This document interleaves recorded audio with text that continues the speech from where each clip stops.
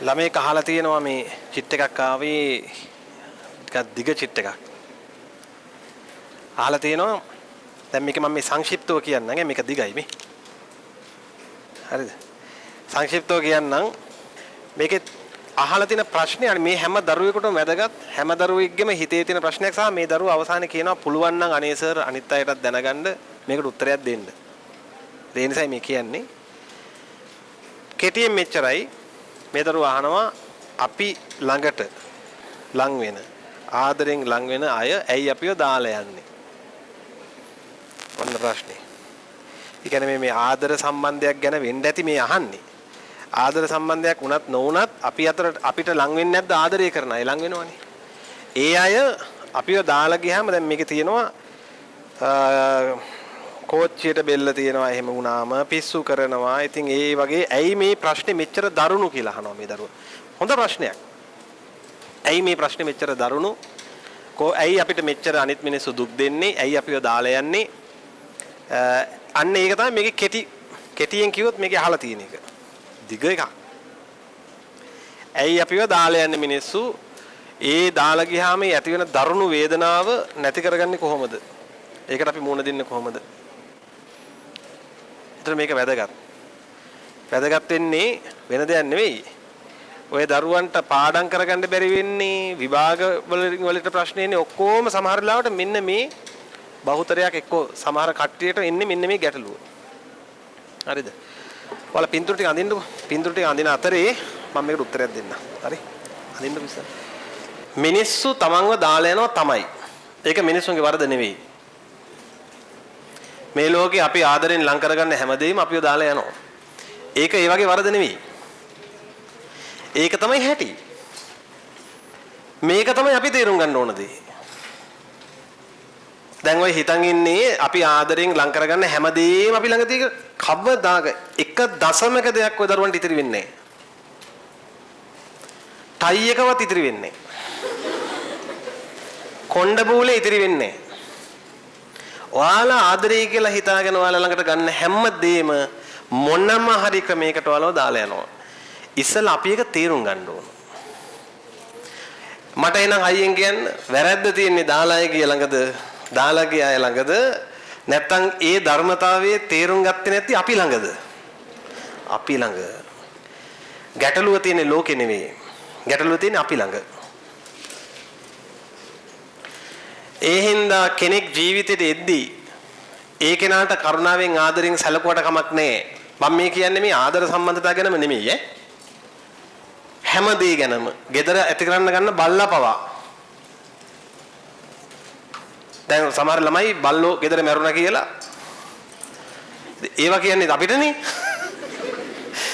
ඒවත් අහන්න ඕන අපි. දවසක් ගෑනු ළමෙක් අඬාගෙන මම බය වුණා මේ කෙල්ල මේ මම පුද්ගලික වලකට ගිහින් ඇහුවා ඇයි කතා කරගන්න බෑ අඬනවා. ඇයි පෝ සමරේලා gedara.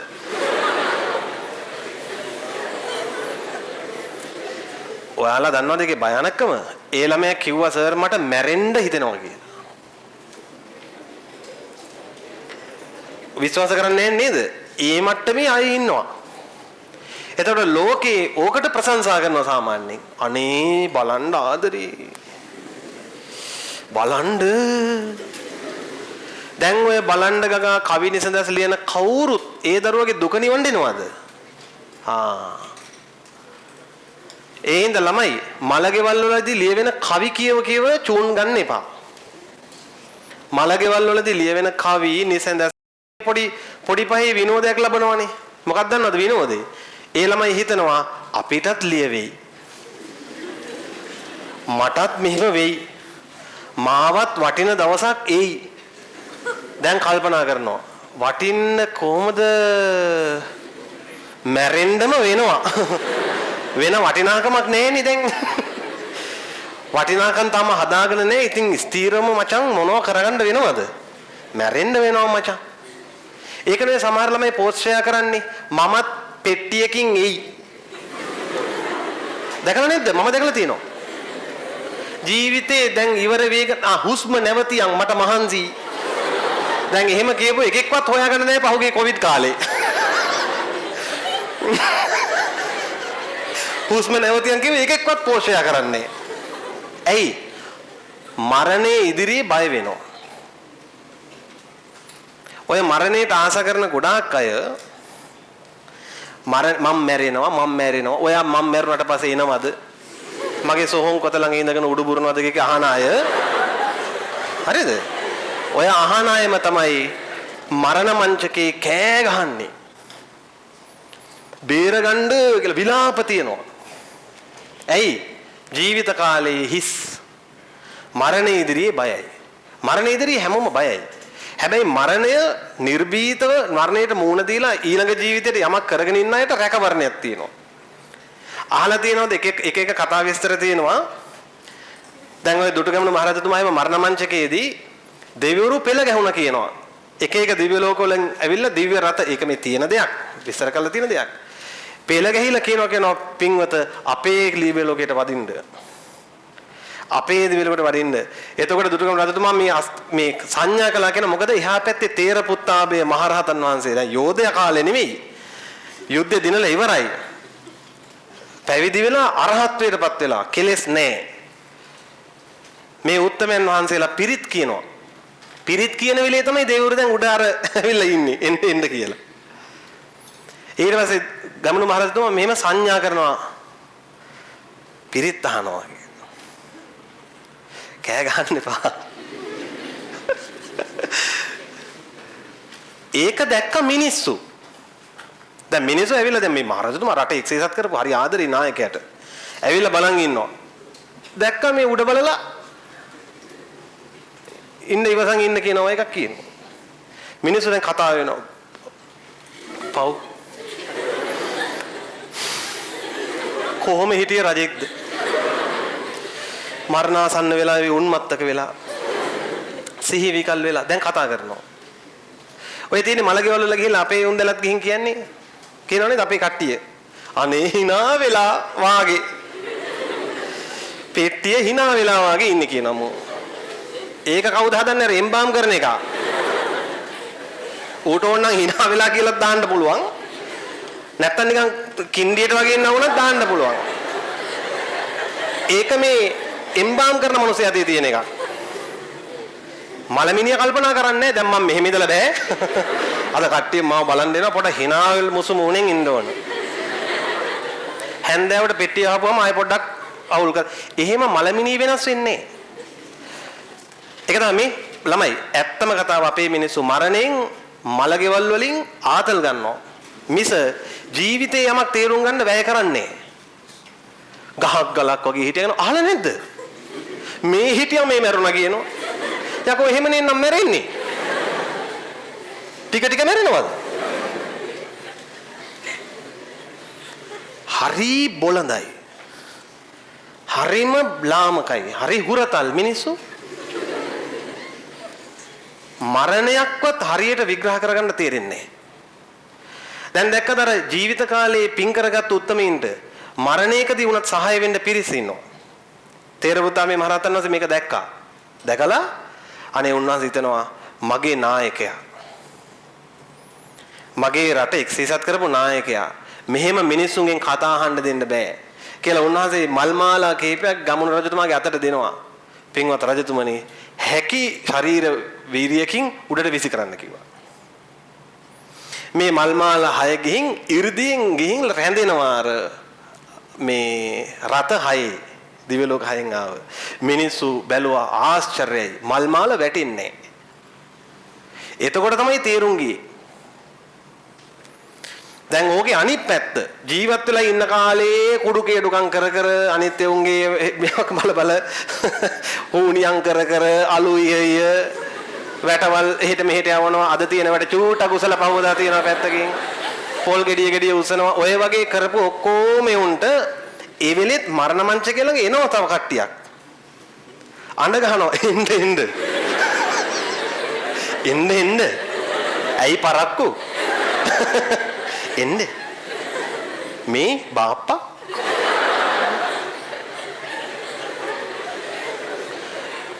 ඒකනේ බය වෙන්නේ.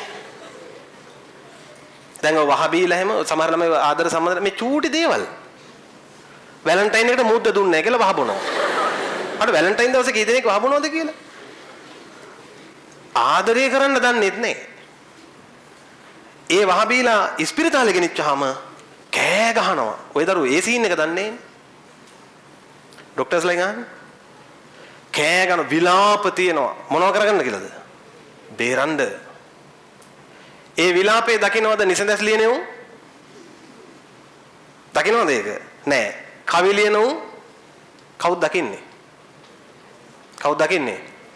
වැටෙන්න නොදී කකුල් දෙක වාරු අල්ලගෙන නැගිටින කාලේ වැටෙන්න නොදී පිටිපස්සෙන් හෙවණැල්ල වගේ ගිහින් දොරවල් වල වදින්න නැතිව උළුවව් වල වද්දවන්න නැතිව මලක් වගේ හදපු අම්මට මේක ඇහෙන්නේ. සාපලත් ජීවිත තමන්ට නොකා ඔය සමහර තාත්තලා ඉන්නවා කොහේ හරි ඔෆිස් වල වැඩ කරනකොට ඒ ඔෆිස් වලින් හම්බ වෙනවා දවල්ට කන්න බනීස් හම්බ වෙනවා නේ කෙසෙල් හම්බ වෙනවා ඒ ටික උතාගෙන ගින්නේ නැද්ද තාත්තට බඩගින්න තිබ්බට තාත්තා ගෙදරවිල මොනවද දන්නවද කියන්නේ මට ඕවා කන්න බෑ කන්න බෑද මිනිසුන්ට මේ කේක් දැන් ඔය දරුවෝ දන්නවනේ අන්න ස්රෝතය ගැන යන්නේ නැද්ද මෙතනින් යන්නේ නැද්ද දරුවෝ හදන්නේ එහෙම ඒ තාත්තට තමයි කියන්නේ බේරන්න කියලා අවසානයේ. ගන්න ගොන් ආතල් ඔක්කොම අරන් අවසානයේ ඉතිරි වෙන්නේ අර දෙමව්පියෝ. ඒ නිසා ළමයි ලෝකේ හදන්න බෑ. ලෝකේ ඔයාලා අහලා තියෙනවද කොහේ හරි තැනක බුදුරජාණන් වහන්සේ ඊශ්‍රායලයට වැඩියා කියලා? ලෝකේ වටේ ගියා කියලා ආරංචියක් තියෙනවද කොහේ හරි? පාගමනින් ඇමරිකාවට වැඩියා කියලා? ආරංචියක් තියනවද? ඇයි? ශාස්ත්‍රෝන් වහන්සේලා පවා දන්නවා. බලෙන් හදන්න බෑ. ශාස්ත්‍රෝන් වහන්සේට යහගිය අයද අපි විස්මිත හැකියාවක් කියන්නේ එකක් ඔයාලා ළඟ තියෙන. සර් මට පුළුවන් මෙහෙම කරද්දි ෆ්‍රිජ් එකේ තියෙන ඇපල් බාගෙට වැඩේ දෙන්න. මට පුළුවන් අපේ අම්මට අහුවෙන්නේ නැතුව අම්මා දන්නෙත් නැතුව අම්මගේ පර්ස් එකෙන් 1000ක් උස්සන්න. ඒ විස්මිත ඒවා බලුකම් විස්මිත හැකියා නෙමෙයි. ඒ නිසා ළමයි හොඳට මතක තියාගන්න එකක්. අහිමි වීම කියන එක ලෝක ධර්මතාවයක්. ඒක ලෝකේ හැටියක්. හිමිවීම නතර වෙන්නේ කොතනකින්ද? කොබන්න කියන්නේ? අහිමිවීමක ඉන්නේ. ලෝකේ හැඩ ගහිලා තියෙන විදිය ඒක. අහිමිවීමක් හිමිවීමකින් නතර වෙනවද? දැන් අපි කවදා හරි මැරෙන වෙලාවක එකක් ගෙනියන එකක් කියන්නේ. දැන් මට ආරංචි වුණා අර මේ ඔය එක පිරිසක් බෝම්බයක් බඩ බැඳගෙන මුම් පුපුරවගෙන ඒක මේ වෙන රටක වෙච්ච එකක්. කන්‍යාවිය වගේක් එක්ක එකතු වෙන්න හම්බ වෙනවා කියලා. මේ බෝම්බය ඔව් ඉතින් පුපුරවගෙන ඊට පස්සේ මේ වැරදම අල්ලගන්න විදිය යකෝ මේ කෑල්ලක් තියෙනවා. දැන් අනිත් ඒවා කෑලි ගැලවිලා ගිහින් එකක් තියෙනවා මේ යකඩ කොපුවක් අස්සේ. මොකද්ද? මෝ ලිංගේන්ද්‍රියට යකඩ කොපුවක් හයි කරා. දැන් ඒක කජුලෙල්ල වගේ තියෙනවා. මේක ප්‍රසිද්ධ කතාවක්. කොච්චර මෝඩද කියන්නේ දැන් මූ කල්පනා කරලා තියෙන්නේ කොහමද? එහෙ ගියාම මේ එකතු වෙන්න එකක් තියෙන්නේ බෑ.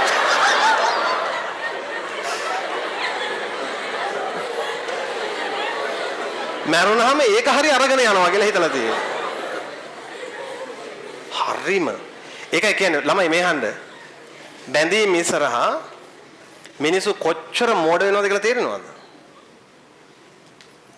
ඒ හින්දා දරුවනේ ඉස්සෙල්ලා මතක තියාගන්න එකක් අපි අහිමි වීම උරුම කරගත්තු ලෝකෙක ඉන්නේ. ඔය දරුවෝ කවුරු හරි තන් ඉන්නවා නම් කවදා හරි හිමි වෙයි කියලා හැම කෙනෙක් කවුරු හරි කෙනෙක් ඔයාලගේ ජීවිතේට හිමි වීමක් නෙමෙයි ඒක. එයා අරගෙන එනවා මොකක්ද ඒත් එක්කම. අහිමි වීම. මට මෙහෙම කියන්නකෝ ඔයාලා දැන් ඔන්න කවදා හරි කසාද බඳිනවා. ඒ පිරිමි කෙනා හෝ ගෑනු කෙනා ජීවිතේ කවදා හරි Tamanට කලින් මැරෙන්නේ නැද්ද? එක්ක Taman යට කලින් මැරෙන්නේ නැද්ද? කවදා හරි යකෝ දැන් අමරණීය උන් ඉන්නවද? එතකොට මේ මැරෙන දවසේ පීඩාවක් එන්නේ නැද්ද? ඔක අපේ මොකක්ද දන්නවද? ඔකට හදාගෙන තියෙන එක. අනේ එයාට කලින් මං ඒතර මරණ මංචකේ තම මොනවද හිතන්නේ? දැන් අරයා ළඟට එයා දන්නේ කෙනෙක්ගේ මරණයකදී උදව් කරන විදිය දන්නේ ළඟට විල්ලා කියනවා නෝනා මාව දාලා යන්න එපා. අනේ මහත්තයා මාව දාලා යන්න එපා. දාලා යන්න එපා. දාලා යන්න එපා කියන එක ඇහි ඇහි තමයි මැරෙන්න වෙන්නේ. ඊට පස්සේ දාලා යන්නේ